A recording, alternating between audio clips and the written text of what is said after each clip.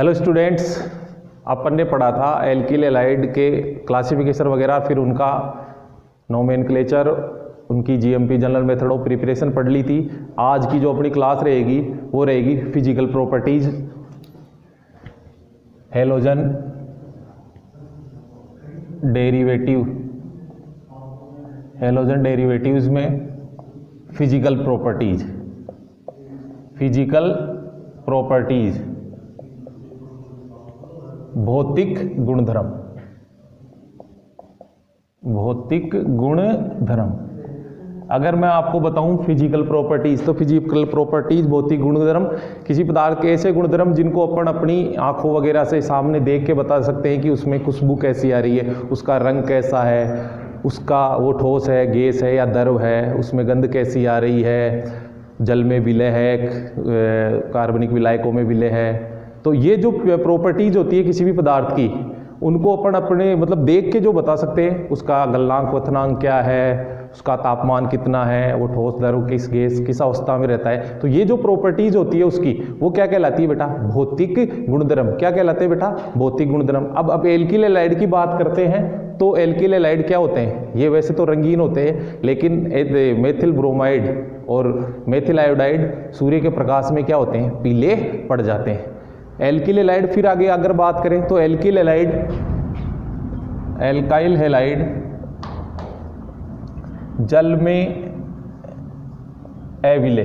क्या बेटा?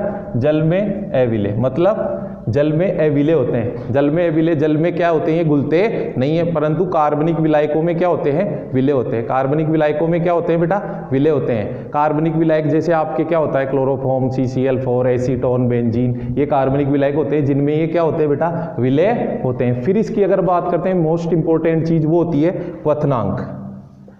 क्वथनांक, क्वथनांक की अगर अपन बात करते हैं तो देखिए बेटा, इनका जो क्वथनांक होता है वो सीधे समानुपाती होता है किसके? अणुभार के।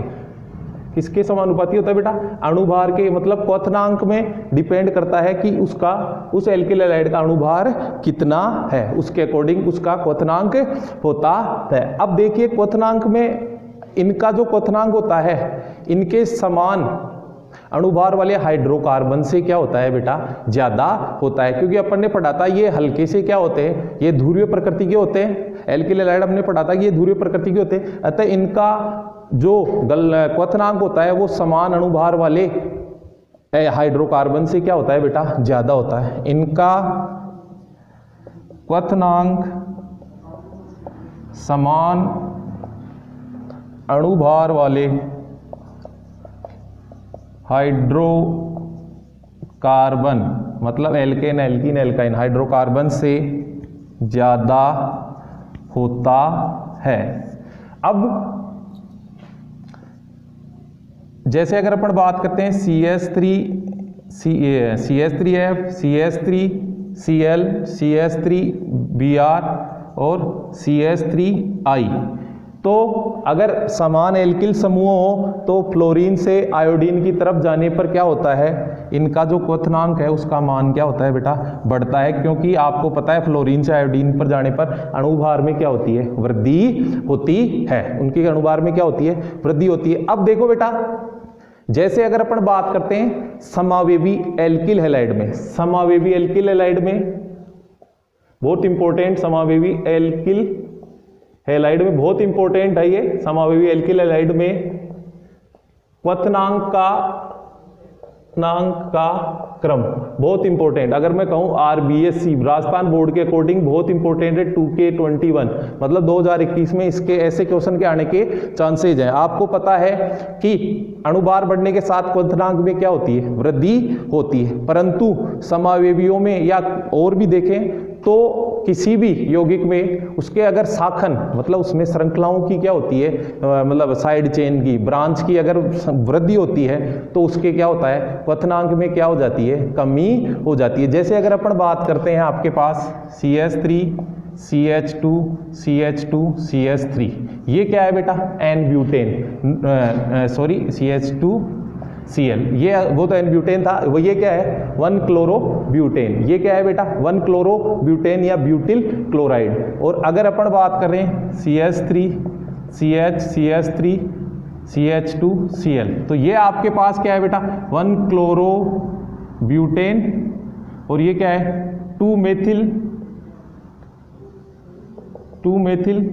1 क्लोरो ब्यूटेन। ये आपके पास अगर अपन ने देखा तो ये दोनों समावेवी, ये श्रृंखला समावेवी हैं, दोनों का अणुभार सेम है, लेकिन अब जो इनका क्वथनांक है उसमें क्या आ जाएगा बेटा, बदलाव आ जाएगा। आप देखेंगे कि यहां पर एक जो सीधी श्रृंखला है वो 4 कार्बन की है, यहां जो श्रृंखला है वो 3 कार्बन की है, और एक शाखा साखित हो गई। इसका मतलब मैं ये कह सकता हूं कि जो साखित एल्किल हैलाइड होते हैं उनका क्वथनांक असाखित एल्किल हैलाइडों से क्या होता है, कम होता है। मतलब जिनमें शाखाएं आ जाती है उनका क्वथनांक क्या हो जाता है बेटा, कम हो जाता है। इसका मुख्य कारण क्या होता है कि शाखाओं के आ जाने के कारण, शाखा बन जाने के कारण उसका पृष्ठीय क्षेत्रफल में क्या हो जाती है बेटा, पृष्ठ क्षेत्रफल में क्या हो जाती है, कमी। इसका मतलब 1 क्लोरोब्यूटेन का इसका अणुभार क्या होता है बेटा, अणुभार तो सेम है, लेकिन इसका जो क्वथनांक है वो क्या हो जाता है, ज्यादा हो जाता है। नेक्स्ट अगर मैं आपको एक एग्जांपल और बताऊं समावेवी में, तो देखिए बेटा CH3 CH2 CH2 CH2 CH2 Cl, ये आपके पास 1 क्लोरोपेंटेन, ये देखो CH3 CH3 CH2 CH2Cl, ये आपके पास क्या हो गया बेटा 1 क्लोरो 3 मेथिल। फिर यहां देखें अगर अपन बात करें CH3 CH2 या CH3 CH2 Cl, ये देखो आपके पास समान अणुभार के 3 एल्किल हैलाइड मैंने आपको बना दिए हैं। अब अगर आप देख रहे हैं इनमें, तो यहां शाखा एक है, यहां शाखा क्या है बेटा, मतलब ये असाखित है, ये साखित है, और ये भी क्या है बेटा, साखित। मतलब ये नॉन ब्रांच्ड एल्किल हैलाइड है और ये दोनों क्या है, ब्रांच। मैंने कहा कि जैसे जैसे शाखा की संख्या बढ़ती है उनके क्वथनांक में क्या होती है बेटा, कमी होती है। तो आप यहां देखेंगे कि ये नॉर्मल पेंटिल क्लोराइड है, ये क्या है बेटा, साधारण नाम लिखा मैंने आइसोपेंटिल क्लोराइड, और ये क्या हो गया बेटा, नियोपेंटिल क्लोराइड। ये क्या है बेटा, नियोपेंटिल क्लोराइड। ये नियोपेंटिल क्लोराइड है आपके सामने, ये नियोपेंटिल क्लोराइड है। तो आप देखेंगे कि अब इनमें जैसे जैसे शाखा बढ़ रही है तो इनके क्वथनांक में क्या होती है बेटा, कमी आ जाती है। तो आप देखेंगे यहां पर कि इस समावेवी एल्किल हैलाइड में जो क्वथनांक है वो शाखा की संख्या पर निर्भर करता है। इसका मतलब आप यूं कह सकते हो कि क्वथनांक सीधे समानुपाती अणुभार और व्युत्क्रमानुपाती क्या हो गया बेटा, शाखा की संख्या, ब्रांच की संख्या पे निर्भर करता है समावेवी एल्किल हैलाइड में। किसमें बेटा, समावेवी एल्किल हैलाइड में, समावेवी एल्किल हैलाइड में।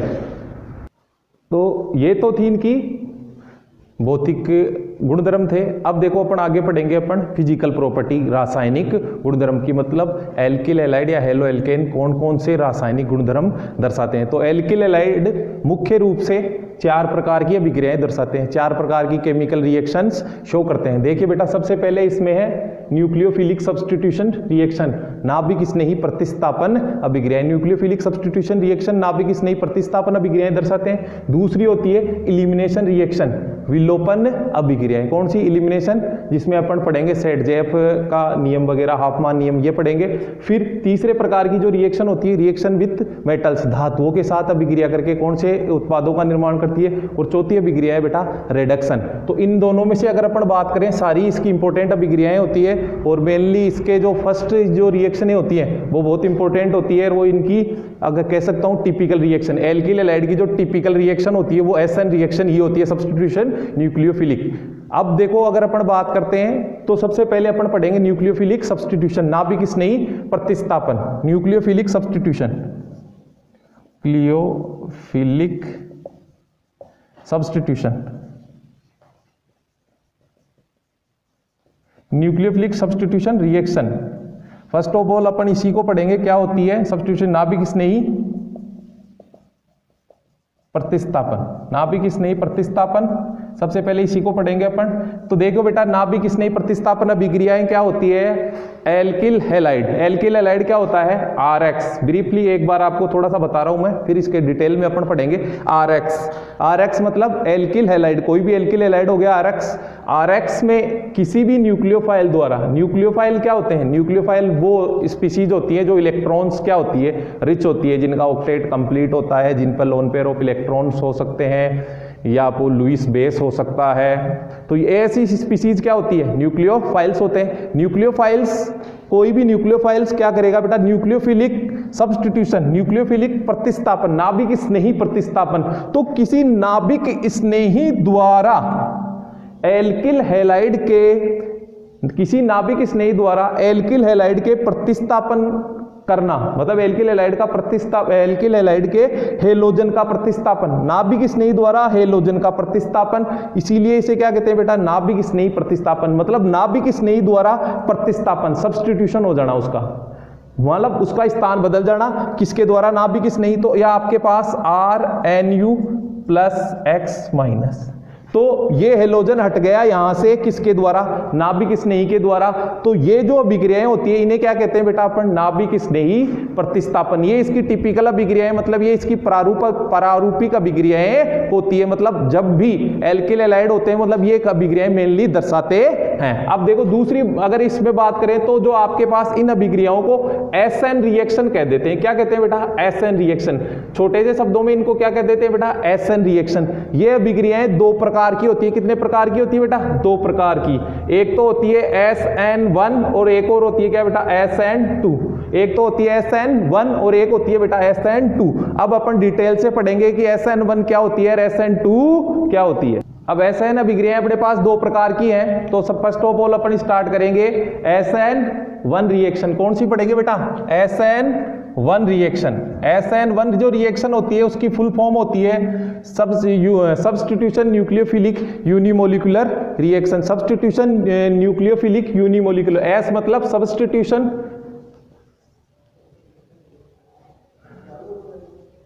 Substitution nucleophilic unimolecular reaction. Substitution nucleophilic unimolecular reaction. एक अणुक नाभिक स्नेही प्रतिस्थापन। एक अणुक नाभिक स्नेही प्रतिस्थापन। अब देखो बेटा ये क्या होती है, कैसे ये कंप्लीट होती है। तो देखो यह अभिक्रिया दो पदों में पूर्ण होती है। पता चल गया क्यों एक अणुक नाम देते हैं? ये सारी डिटेल में आपको बताऊंगा मैं अभी। ये अभिक्रिया दो पदों में पूर्ण होती है, मतलब this reaction complete in 2 step. ये अभिक्रिया दो पदों में क्या होती है बेटा? पूर्ण होती है। अब देखो प्रथम पद में कार्बन CX बंध का हेटेरोलाइटिक विषमांश विखंडन होता है। विषमांश विखंडन। प्रथम पद में CX बंध का विषमांश विखंडन होता है, जिसके फलस्वरूप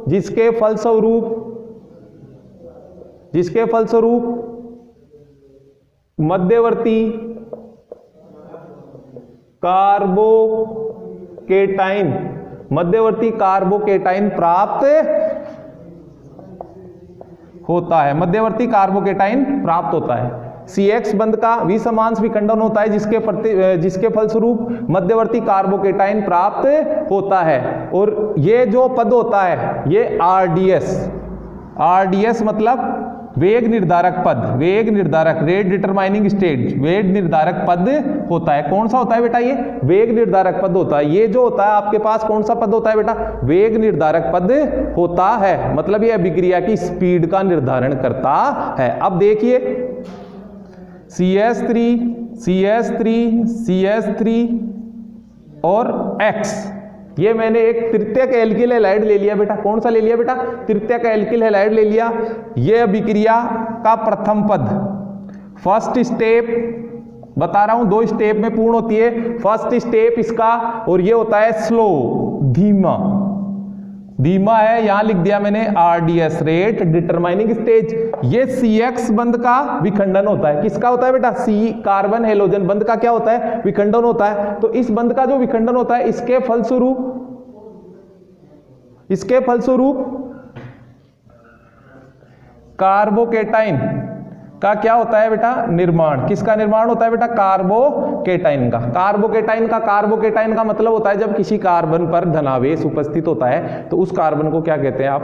कार्बोकेटाइन। तो आपके पास कार्बोकेटाइन का निर्माण होता है। अब कार्बोकेटाइन का निर्माण हो गया, ये क्या रहता है बेटा? इंटरमीडिएट, मध्यवर्ती। इंटरमीडिएट जो रिएक्शन के बीच में बनती है उन स्पीसीज को मध्यवर्ती इंटरमीडिएट स्पीसीज कहते हैं। अब देखो बेटा, ये रेट डिटरमाइनिंग स्टेज है, मतलब वेग निर्धारक पद है। तो इस वेग निर्धारक पद में मतलब रेट ऑफ रिएक्शन सीधे समानुपाती अभिक्रिया में आपने पढ़ा होगा लॉ ऑफ मास एक्शन अभिक्रिया, द्रव्यानुपाती क्रिया नियम भी पढ़ाया आपने, जिसमें क्या कहता है कि अभिक्रिया का वेग उसमें भाग लेने वाले क्रियाकारक या उत्पाद की सांद्रता की क्या होता है बेटा? सीधे समानुपाती। तो यहां अभिक्रिया में भाग कौन ले रहा है बेटा? ये आपका क्रियाकारक है एल्किल हैलाइड, तो यही भाग ले रहा है एल्काइल हैलाइड, ये भाग ले रहा है केवल प्रथम पद में, और कुछ नहीं है। बंध का विखंडन हुआ तो आपके पास एल्काइल हैलाइड भाग लिया। तो आप बात करें कि ये इसका एक अणु भाग लेता है, मतलब इसकी कोटि कितनी हो गई बेटा? 1। आपको पता है कि आपने पढ़ा होगा कि अभिक्रिया की कोटि की अभिक्रिया के वेग निर्धारक पद में भाग लेने वाले क्रियाकारक अणुओं की सांद्रता की घातों का योग क्या कहलाता है बेटा? अभिक्रिया की कोटि। केमिकल काइनेटिक्स में पढ़ेंगे अपन, इसको मैं डिटेल में पढ़ाऊंगा। तो यहां पर कितने, एक अणु भाग ले रहा है तो इसकी कोटि कितनी होगी बेटा? 1। इसी कारण इस अभिक्रिया को क्या नाम देते हैं बेटा? SN1। 1 किस लिए आया? क्योंकि इसके जो वेग निर्धारक पद है उसमें केवल एक ही क्रियाकारक का अणु ही भाग लेता है, यहां कोई रिएजेंट वगैरह भाग नहीं लेता। इसलिए इस अभिक्रिया को आप क्या कह देते हैं बेटा? इस अभिक्रिया को प्रथम कोटि की अभिक्रिया कह देते हैं। इसीलिए इसको क्या नाम दे दिया आपने? SN1 अभिक्रिया। अब देखो आगे चलते हैं तो क्या होता है बेटा? आगे चलेंगे तो SN1 का नाम पता चल गया।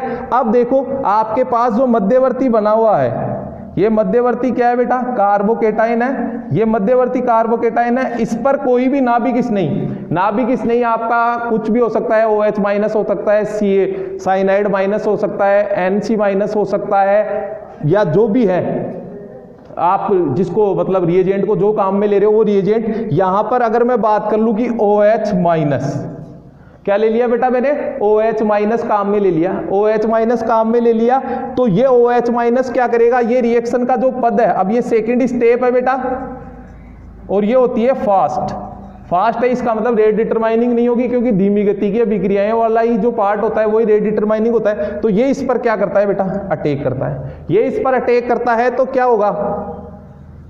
CH3 और OH।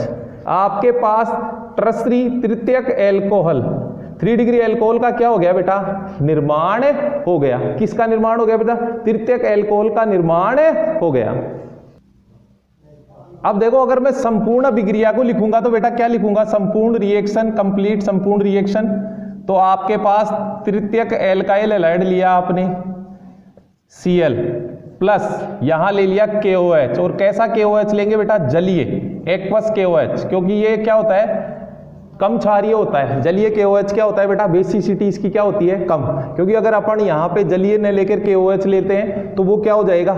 इलिमिनेशन हो जाएगा। उस टाइम पे क्या होता है? सब्स्टिट्यूशन की जगह इलिमिनेशन। तो यहाँ क्या होगा बेटा? ये इसके यहाँ से अटैच होके बाहर निकलेगा। हेलोजन का प्रतिस्थापन किसने कर दिया बेटा? नाभिक किसने? ने। तो आपके पास तृतीयक एल्काइल हैलाइड का क्या हो गया? तृतीयक एल्कोहल का निर्माण हो गया, प्लस क्या निकल गया आपके पास? KCl बाहर निकल गया, प्लस आपके पास क्या हुआ बेटा? KCl आपके पास बाहर निकल गया। तो ये संपूर्ण अभिक्रिया मतलब SN1 जो अभिक्रिया है वो 2 पदों में पूर्ण होती है। प्रथम पद में मध्यवर्ती कार्बोकेटाइन का निर्माण होता है, धीमा होता है, वेग निर्धारक पद होता है। और अभिक्रियाई कोटि का भी निर्धारण वही होता है, इसलिए इसे SN1 नाम देते हैं। दूसरा पद जो होता है वो फास्ट होता है, उसमें नाभिक स्नेही मध्यवर्ती कार्बोकेटाइन पर अटैक करके उत्पाद का क्या करता है बेटा, निर्माण करता है। अब देखो इस अभिक्रिया में अगर अपन बात करेंगे बेटा, तो इस अभिक्रिया में अब मैं आपको बात बताऊं, क्रियाशीलता एल्किल हैलाइड की, एल्काइल हैलाइड की SN1 रिएक्शन के प्रति क्रियाशीलता मैं आपको बताऊं। देखो बेटा, इसमें अगर कोई अभिक्रिया में मध्यवर्ती बनता है तो जो मध्यवर्ती जितना ज्यादा स्थायी होता है उस क्रियाकारक की क्रियाशीलता उतनी ही क्या होती है बेटा, अधिक होती है। यहां पर दो चीजें डिपेंड करती है इस SN1 अभिक्रिया में क्रियाशीलता की, मैं आपको बताऊं। देखो बेटा कि आपने 3 डिग्री एल्किल हैलाइड ले लिया, एक ले लिया आपने क्या बेटा 2 डिग्री एल्काइल हैलाइड, और एक ले लिया आपने 1 डिग्री एल्काइल हैलाइड। ये 1 डिग्री एल्काइल हैलाइड ले लिया, ये 2 डिग्री ले लिया, और ये क्या ले लिया बेटा आपने 3 डिग्री एल्काइल हैलाइड ले लिया। तो इससे क्या होता है, इससे ये होता है बेटा जैसे कि ये बंध यहां से टूटा, मैं आपको बता रहा हूं, ये आपने 3 डिग्री एल्काइल हैलाइड लिया, ये 2 डिग्री एल्काइल हैलाइड, और ये ले लिया क्या बेटा 1 डिग्री एल्काइल हैलाइड। ये ले लिया आपने 1 डिग्री एल्काइल हैलाइड, ये 1 डिग्री एल्काइल हैलाइड ले लिया। अब ये बॉन्ड टूटा तो आपके पास कार्बोकेटाइन बनेगा, कन्फर्म है बेटा। मध्यवर्ती 3 डिग्री, ये यहां पे बना तो 2 डिग्री, और यहां पे बनेगा जो क्या बनेगा बेटा 1 डिग्री कार्बोकेटाइन। ये क्या बनेगा बेटा 1 डिग्री कार्बोकेटाइन बनेगा। अब देखो मैंने आपको फिर कहा कि क्रियाकारक की जो क्रियाशीलता होती है वो मध्यवर्ती के सीधे समानुपाती, बहुत इंपॉर्टेंट। क्रियाकारक की क्रियाशीलता समझ में नहीं आएगी, क्रियाशीलता सीधे समानुपाती होती है मध्यवर्ती के स्थायित्व के। आपने को ये बात थोड़ी हजम नहीं होगी कि आप बताएंगे कि सर क्रियाशीलता और स्थायित्व तो कैसे, आपको पता है कि सर क्रियाशीलता जिसकी ज्यादा होती है उसका स्थायित्व हो ही नहीं सकता है, वो क्रिया ज्यादा करेगा तो वो स्टेबल कैसे रहेगा। बट देखो बेटा इसको मैं अभी आपको एक्सप्लेन करूंगा कैसे होती है। तो देखो बेटा आपको पता है कि ये बंध टूटता है तो यहां पर ये बनता है, इसका बंध टूटा ये बंध टूटा तो ये। अब इस चीज को अगर अपन बात करेंगे बेटा, देखिए बेटा अगर अपन बात करेंगे कि ये बंध टूटता है तो यहां उत्पाद ये 1 डिग्री 2 डिग्री और 3 डिग्री बनते हैं, 3 डिग्री 2 डिग्री और 1 डिग्री बनते हैं। अगर मैं आपसे बात करूं कि अगर ये ज्यादा बनता है, इसका मतलब ये स्थायी है, ये ज्यादा बनता है, ये कम बनता है, ये और भी कम बनता है, तो ये ज्यादा बन रहा है, इसका मतलब ये बंध क्या हो रहा है बेटा ज्यादा टूट रहा है, ये ज्यादा स्टेबल है। क्यों? क्योंकि आपको पता है कि 3 डिग्री कार्बोकेटाइन 2 डिग्री और 1 डिग्री से क्या होता है बेटा ज्यादा स्थायी होता है। क्यों होता है? प्रेरणिक प्रभाव के कारण होता है। ये मैं आपको जब जीओसी पढ़ाऊंगा तो उस टाइम मैं और भी बताऊंगा, लेकिन आपको इसका जो स्थायित्व है, स्थायित्व का क्रम, तो कार्बोकेटाइन का जो स्थायित्व होता है वो 3 डिग्री 2 डिग्री और क्या होता है बेटा 1 डिग्री। कार्बोकेटाइन स्टेबिलिटी, कार्बोकेटाइन की स्टेबिलिटी क्या होती है बेटा 3 डिग्री कार्बोकेटाइन 2 डिग्री कार्बोकेटाइन और फिर क्या होता है बेटा 1 डिग्री कार्बोकेटाइन। इसका मतलब ये ज्यादा बन रहा है, फिर ये कम बन रहा है, ये कम और भी कम बन रहा है। इसका मतलब ये बंध क्या हो रहा है बेटा ज्यादा टूट रहा है, ये बंध क्या हो रहा है बेटा ज्यादा, ये कम और ये कम। इसका मतलब क्रियाशीलता का क्रम, क्रियाकारक की क्रियाशीलता किसके समानुपाती होगी? मध्यवर्ती की। तो SN1 अभिक्रियाओं के लिए जो क्रियाशीलता का ऑर्डर आएगा वो क्या आएगा बेटा 3 degree alkyl halide, 2 degree alkyl halide और 1 डिग्री एल्काइल हैलाइड। ये इनकी क्या होगी बेटा SN1 अभिक्रियाओं की क्रियाशीलता। एक और रीजन रहता है इसका, मैं बताऊंगा आप। अब देखो इसमें जो मध्यवर्ती बनता है उस पर नाभिक स्नेही आगे और पीछे दोनों तरफ से आक्रमण कर सकता है, तो इसमें इतना स्टेरिक इंड्रेंस का वो मतलब जो फैक्टर है वो इतना काम नहीं आता है। अब देखो अगर मैं आपसे बात करूं CH3 C CH3 और CH3, ये आपके पास एक 3 डिग्री कार्बोकेटाइन है। यहां पर अगर देखेंगे कार्बन में 1 2 3 sp2 संकरण है। संरचना इसकी कैसी है बेटा? त्रिकोणीय समतलीय। कैसी है बेटा? त्रिकोणीय समतलीय। यहां पर अगर न्यूक्लियोफाइल तो वो यहां पर सामने और पीछे दोनों तरफ से क्या होता है? एक समतल में होते हैं तो इस पे न्यूक्लियोफाइल क्या करता है बेटा? दोनों तरफ से क्या कर सकता है? आक्रमण कर सकता है। तो इस अभिक्रिया में अगर आपका जो कार्बोकेटाइन है वो किरेल कार्बन है या कार्बन जिस पर अटैक हो रहा है वो किरेल कार्बन है, तो आपके पास दो उत्पाद डी और एल मतलब अभिक्रिया रेसेमीकरण से पूर्ण होती है। दो उत्पाद प्राप्त होते हैं। अभिक्रिया क्या होती है यहाँ? रेसेमीकरण द्वारा। मतलब अभिक्रिया क्या होता है? रेसेमीकरण से डी और प्लस एल उत्पाद, दो उत्पाद आपको क्या होंगे? प्राप्त होंगे। कब? जब ये किरेल कार्बन होगा या सक्रिय हाइड्रोजन वाला, सक्रिय हाइड्रोजन नहीं सिर्फ किरेल कार्बन होगा, असमित कार्बन होगा, तब आपके पास, मतलब मेरे कहने का ये है कि SN1 जो अभिक्रिया होती है वो रेसेमीकरण से क्या होती है बेटा? पूर्ण। इसको अपन डिटेल से इस रिएक्शन के बारे में, रेसेमीकरण के बारे में डिटेल से अपना स्टीरियोकेमिस्ट्री है उस चैप्टर में अपन पढ़ेंगे। तो SN1 अभिक्रिया भी पढ़ी मैंने, बताई आपको। तो SN1 अभिक्रिया में क्या होता है बेटा? अभिक्रिया दो पदों में पूर्ण होती है। प्रथम पद में विषमांश विखंडन CX बंध का कार्बोकेटाइन का निर्माण। अभिक्रिया का जो पद है वो धीमी गति से पूर्ण होता है, अतः वेग निर्धारक पद होता है और इसमें केवल एल्किल हैलाइड का अणु भाग लेता है, अतः अभिक्रिया कोटि 1। इसलिए इस अभिक्रिया को क्या नाम देते हैं बेटा? SN1। फिर दूसरे स्टेप में तेजी से नाभिक स्नेही आक्रमण करता है किस पर? कार्बोकेटाइन का, और उत्पाद का क्या करता है बेटा? निर्माण करता है। इस अभिक्रिया में जो क्रियाशीलता का क्रम होता है एल्किल हैलाइड का वो क्या होता है बेटा? 3 डिग्री, 2 डिग्री और 1 डिग्री। मतलब सबसे ज्यादा क्रियाशील 3 डिग्री, फिर 2 डिग्री और फिर क्या होता है बेटा? 1 डिग्री। क्यों? क्योंकि इस अभिक्रिया में जो मध्यवर्ती बनता है वो 3 डिग्री कार्बोकेटाइन होता है, उसकी स्थायित्व क्या होता है बेटा? 2 डिग्री और 1 डिग्री से क्या ज्यादा होता है। और इस क्या नाम से अभिक्रिया में स्टेरिक एंट्रेंस नहीं होता है, मतलब पीछे से और आगे से दोनों तरफ से क्या हो सकता है? नाभिक स्नेही का आक्रमण हो सकता है। और अगर अपन बात करें इस अभिक्रिया में आपके पास रेसेमीकरण से पूर्ण होती है। क्यों?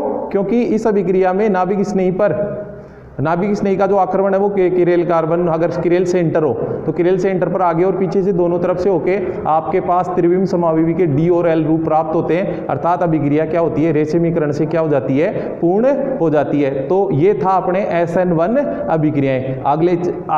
आगे जो लेक्चर रहेगा अपना उसमें इसकी अपन क्या पढ़ेंगे? वो पढ़ेंगे इसकी जो रिएक्शनें हैं SN1 की, वो रिएक्शनें पढ़ेंगे और फिर SN2 को कंप्लीट करेंगे। तो दोस्तों ये था आज का अपना लेक्चर और इसके बाद की क्लास, नेक्स्ट क्लास कल रहेगी अपनी। और फिर अब आप लोगों से ये मतलब गुजारिश है मेरी कि इस चैनल को ज़्यादा से ज़्यादा लाइक करें, कमेंट्स करें, शेयर करें और चैनल को सब्सक्राइब करें। और जो भी आपके कोई डाउट है तो आप कमेंट बॉक्स में डालकर, या जो भी आपके कोई सुझाव है तो वो आप मेरे को कमेंट बॉक्स में कोई दिखने का या लैंग्वेज का, अगर कोई इंग्लिश मीडियम के बच्चे भी देख रहे हैं तो वो बोल देंगे तो मेरे इंग्लिश के ज़्यादा वर्ड्स यहाँ डालता रहूँगा। तो इस अकॉर्डिंग आप इसको ज़्यादा से ज़्यादा लाइक, सब्सक्राइब और